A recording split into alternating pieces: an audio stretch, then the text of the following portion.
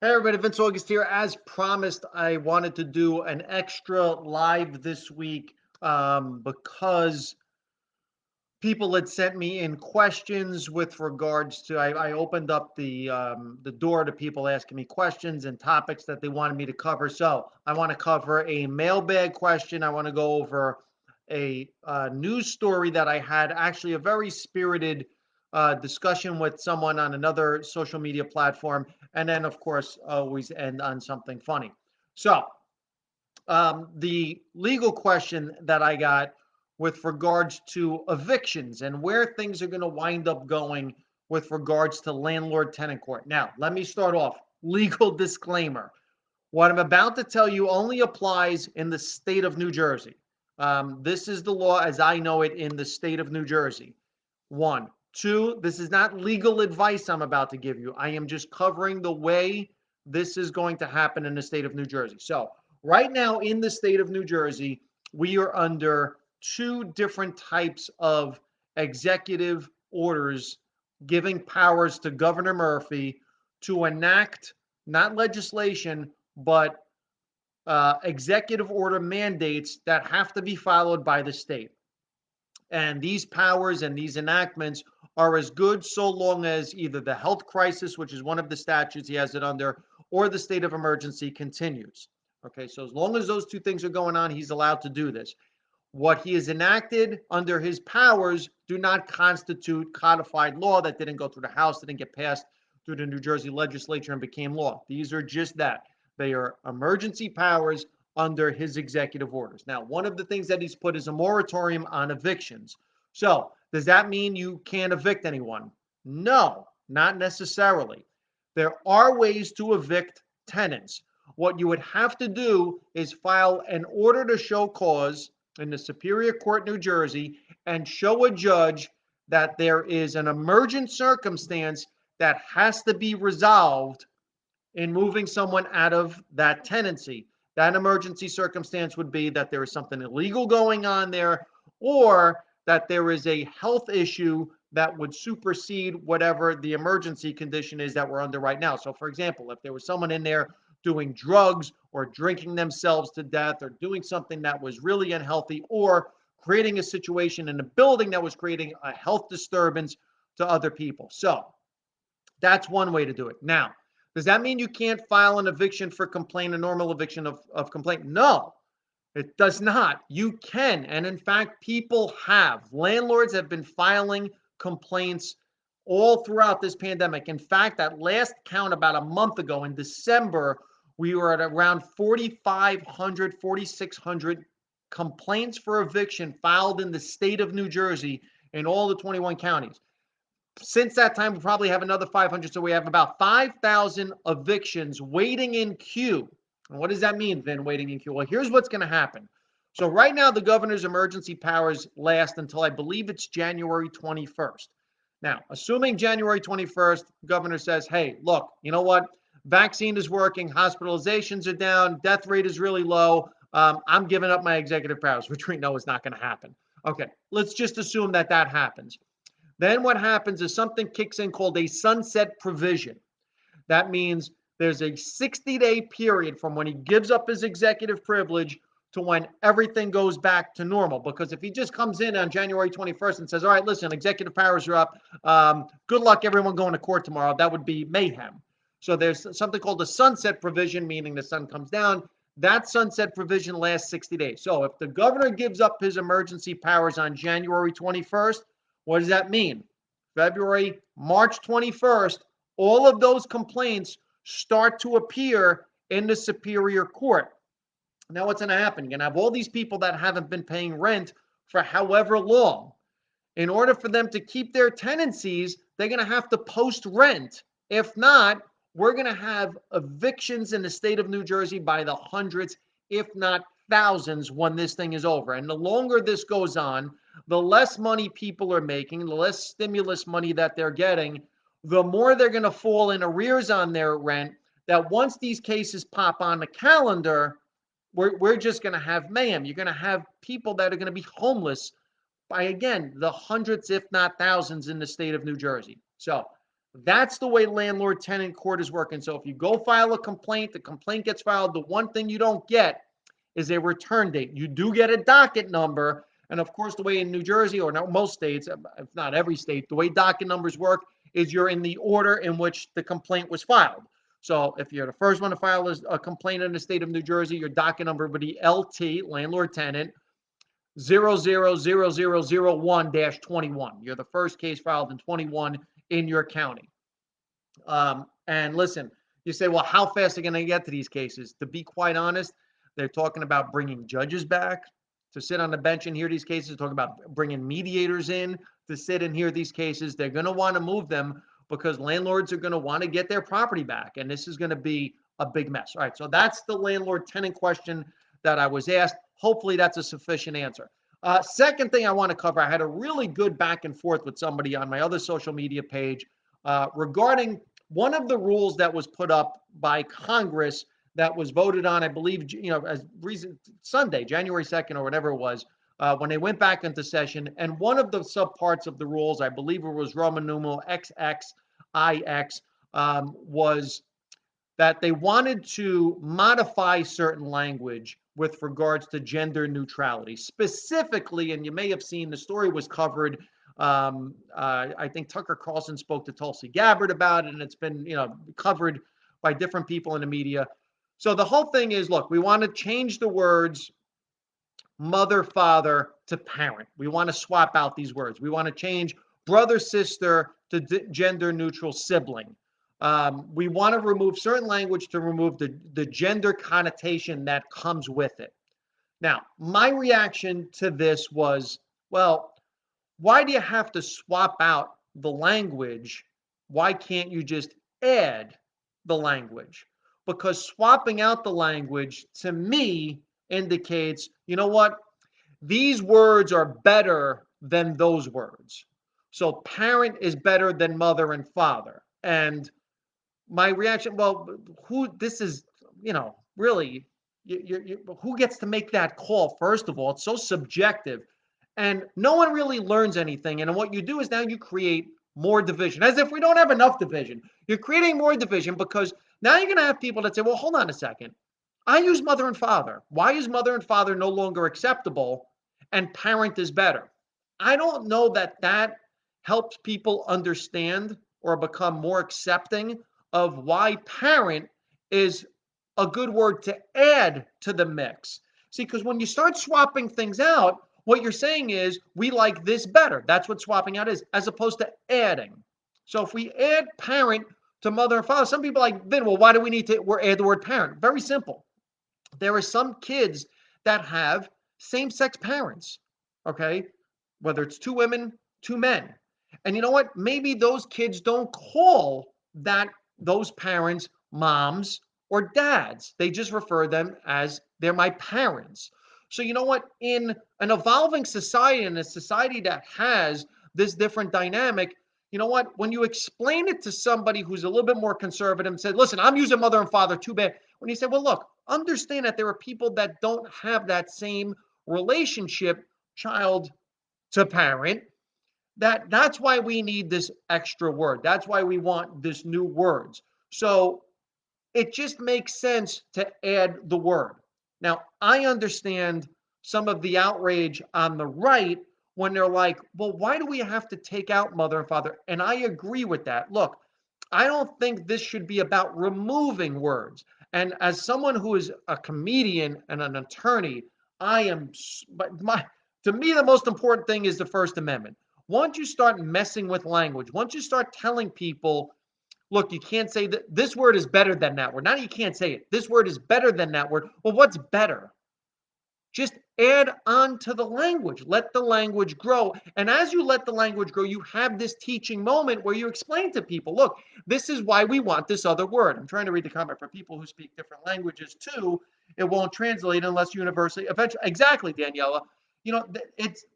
There are different people that look at this in different ways. Now, I understand that there are people that say, look, I raised my kid to be gender neutral.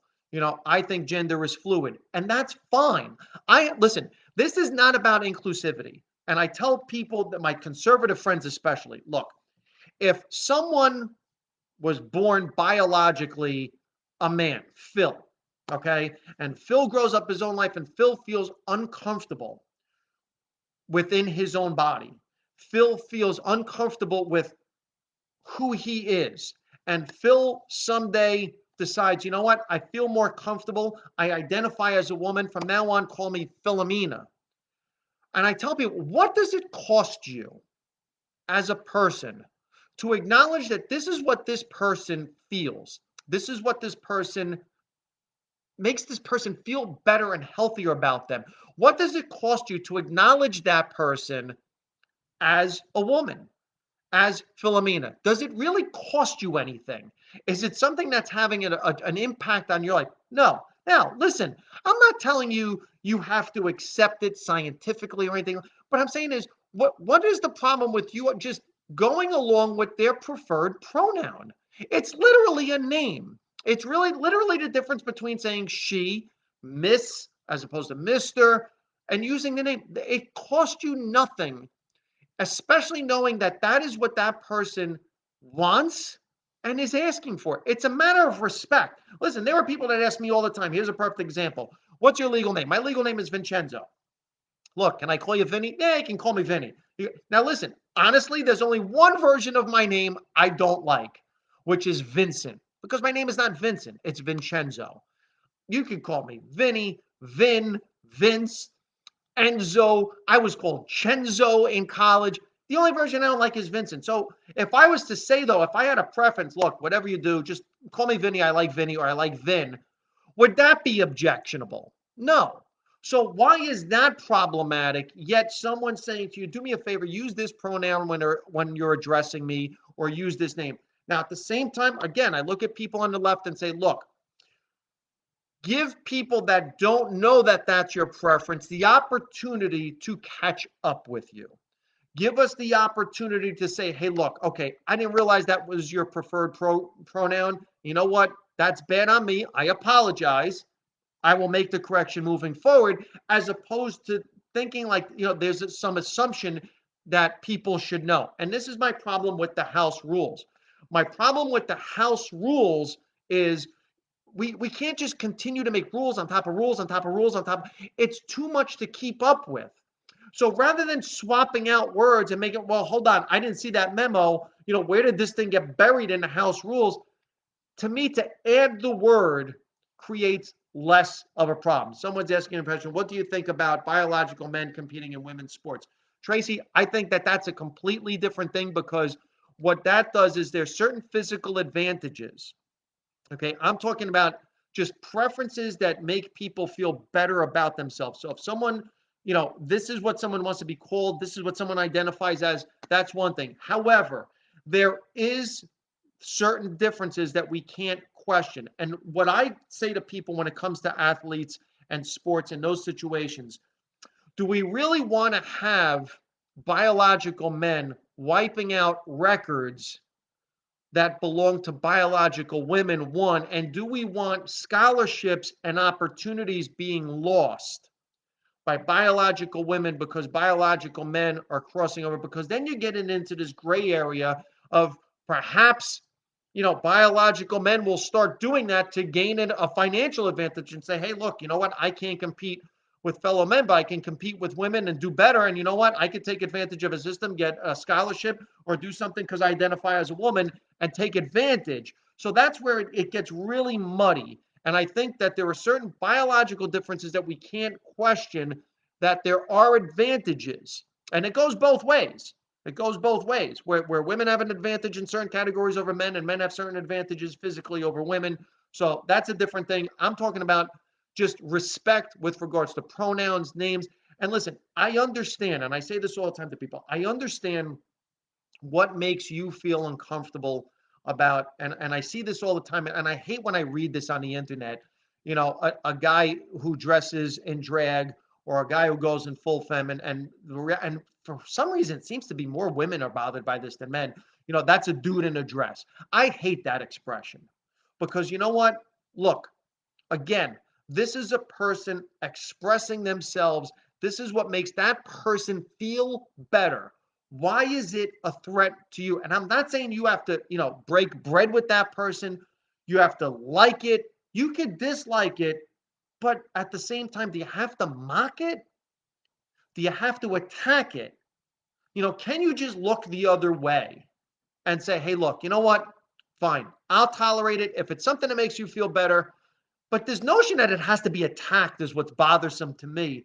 Because to me, especially something like that, one, it makes that person feel better. Two, it's innocent, man. There's no crime being committed there. There really isn't.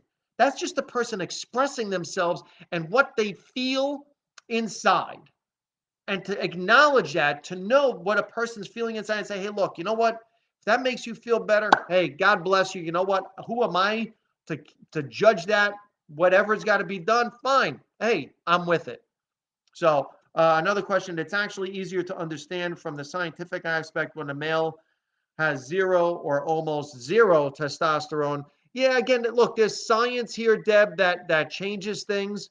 Um, but I'm talking more about the gender identification and gender fluidity. Look, when you get into certain things about birth, menstruation, and things like that, look, it's not a question of when someone says they identify as a woman, what they're identifying is what their inner workings and inner thoughts is of a woman, what they feel makes them feel. They're not saying, I feel exactly what a woman feels. That's not what that is. That's not what's being expressed there. What's being expressed is they don't feel what a biological man should feel, and vice versa. It works the other way. There are women the same way. But again, the amount of tolerance needed to just say, hey, look, if it makes you feel better that all I have to do is use a different pronoun, really? Really? Is it that hard for some people? I just, this is one of those things that boggles my mind. And while I'm as tolerant as I can be on that, do we have to remove words? Can't we just add on? I mean, I had a great conversation with my friend Ben, who you're all going to meet soon. And he was just like, look, man, Shakespeare invented like 1,000 words. And it was great. Yeah. Add more words and educate people rather than remove and make people mad and let it become divisive. Educate, like I just did here. Look, this is why the word parent works better for some people. And then you'd be like, yeah, all right, yeah, I get it. All right, that makes sense to me. But once you take away mother and father, it becomes, really? So now we're gonna, when you don't have to, and that's the thing that bothered me most about what Congress did. There was no need to swap out the words. There was no need to have someone make a concession here. No one had to make a concession. All you had to do is add the words and say, listen, there are some people that relate to this word. Anyway, I'm starting to repeat myself. I don't want to repeat myself too much. That is my take on that. Also, as always, I want to hit on a couple things that just struck me that were in the news with regards to the amen, a woman prayer thing. Now, here is my take on that. First of all, prayer is something to me that's very personal, and I don't like it when Congress or in these public places that especially are political in nature, someone starts saying a prayer. To me, because especially in Congress, now you have Catholics, you have Jewish people, you have Muslims, you have Buddhists, you have atheists. I've always said, look, rather than say a prayer out loud and try to be all inclusive and say, in the name of the Father and the Son and the Holy Spirit and the Jewish one and the Muslim one and this one and that one and the other one why not just have a moment of silence and say, listen, we're going to have now a 1 minute moment of silence for you to reflect on your own spirituality, for you to say a prayer to yourself, as opposed to saying one out loud. Look, it's not like you're in a church, you're in a mosque, you're in a temple, you're in a certain denomination. You're in a public political building. To me, I thought it was inappropriate to say the prayer at all. So to me, it wasn't the amen, a woman part that bothered. It was like, why are you praying at all in a building that has all of these mixed religions? There's too many. Just give a moment of silence, man. Say, listen, we're going to take a minute. You can bow your head. You can pray. You could not pray. You could do whatever. Just respect that moment of silence for the people that do want to pray. Again, respect, man. This is about respecting. So rather than imposing a man, a woman, everyone, look, we're going to respect each other's opportunity here to do what they want to do during this 1 minute. Please don't be disruptive because some people are going to be reflective right now. Just to look at the comments, no removal of words. Yeah, I don't like removing words. I agree with you, Deb, and agree on the prayer. Yeah, to me, again, it was just an inappropriate place to do a prayer. And when we talk about separation in church and state, that's I mean, what's a better example of that? Why are you doing that there? Okay, so that takes care of that. Now, as always, I like to end on something fun. One of the things that jumped out at me, and I know I'm late getting in on this story, is the Hilaria Baldwin story where Alec Baldwin's wife, who was born Hillary, I guess became Hilaria and developed more and more this Spanish persona. And, I'm from Spain and the whole thing. And there was one scene in particular where she was on a talk show and she was showing how to make something, a salad, and there was a bowl of cucumbers. And she goes, and we use this, how do you say cucumber? Listen, I was raised by Italian immigrants. Okay, my first language spoken in the house was Italian, in fact, with a Sicilian dialect. And I'll tell you this, 2 years ago, I think it was 2 years ago, I went to Italy speaking fluent Italian. When I walked into a restaurant, when I walked into the hotel, when I was in a cab, whatever, I was immediately identified as a Sicilian, not as an American. What the other Italians picked up on, whether we were in Venice, Florence, Rome, or Amalfi Coast, what they picked up on was my accent being Sicilian, kind of like here, you would have a Southern accent, like if you're from Texas or Georgia or wherever it might be. So I have that type of, I guess, twang, what we would call here, when I speak Italian. I was immediately identified as Sicilian, not as American, because again, that is my native language. It was my first language. So we spoke it in the house all the time. In fact, I still speak it to my mother. So my mother yesterday, the whole conversation in Italian. I will tell you this. Look, I'm wearing a Pittsburgh Pirates shirt. Of all the sports teams I root for, there is no team I root harder for than the Italian national soccer team. And in fact, on Sundays, well, now the games are all over the place. But it used to be on Sundays when everybody was watching American football. I'm watching Italian Serie A soccer. I'm a huge Lazio fan, which is a team located in Rome. So that's how much Italian heritage is ingrained in me and my upbringing. I have to tell you, having it been my first language, having learned English in school, having gotten better at losing the accent and things, and my mother still speaks with a broken English accent. And there are people on here that are Facebook friends with me that know my mother, know my parents from when I was a kid. And you've heard my parents speak, and you know my parents have a heavy accent. And I have to tell you this, I have never, ever looked at anything and said, oh, what is the word for this? Como se llama? Que esta palabra? I've never once drawn a blank on cucumber. So to me, it was like, look, I don't understand the whole thing. You can relate to a culture, you can like a culture, but you don't have to like become a caricature of the culture. To me, that is more offensive than anything. To say, oh, this is what Spanish people, okay, so I will now forget the word cucumber. So to me, that was just absolutely ridiculous. The other thing, with regards to the vaccine that is rolling out right now, apparently they're having trouble giving out this vaccine. And listen, the one thing, what do we know about the vaccine? Okay, they're giving it out in CVS and Walmart, and these things close. They close 9 o'clock, 10 o'clock. The staff goes home and closes. Now, we know the vaccine affects obese people and it also affects people with diabetes. Well, we have two things that are happening at the same time. So, because some of these places closed, because of who this vaccine, and we're having trouble distributing it, I want to help out. And this is the comedy portion of the show, so don't start getting mad at me. I'm thinking what we could do is have Pfizer and Moderna call McDonald's and mix the serum in with the sauce that goes into the McRib, which is back. So now with the McRib back for like a limited time only, and McDonald's is open 24 hours a day, all of the people getting the McRib, boom, instant vaccination. It's in the sauce. You get it. And look, you're saying, well, there's got to be 2 rounds. Trust me, the people eating McDonald's are going more than once to go get a McRib. They're going to eat 3 or 4 of those things. These people are going to be immune to COVID-19 to be in their second lifetime. If they come back reincarnated, they will be immune from COVID-19 in their next life. Okay. In fact, when they're buried, if you sprinkle their ashes, that grass or that piece of ground, that will be immune to COVID-19. So because we need to spread out the vaccine, we needed to get to as many people as possible, and the people that are in suspect classes, and because certain things are closing, McDonald's is open 24 hours a day. Put it in a McRib special sauce. Boom, problem solved. So here's what we're going to do. Tomorrow I'm going to come back with another live because I have more questions. There were just too many questions to answer in one thing.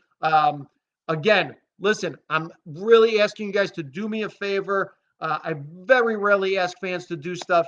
Please just go to YouTube, type in Vince August. You're going to see my page there. Subscribe because come January 20th, I'm planning something really cool where we're going to have graphics and all kinds of stuff, and it's going to be a weekly kind of news talk show thing. I'm telling you, it's going to be fun. And I want to be able to do it on multiple platforms and cross over eventually into YouTube world where there's a bigger audience. You can monetize. We can do more fun stuff.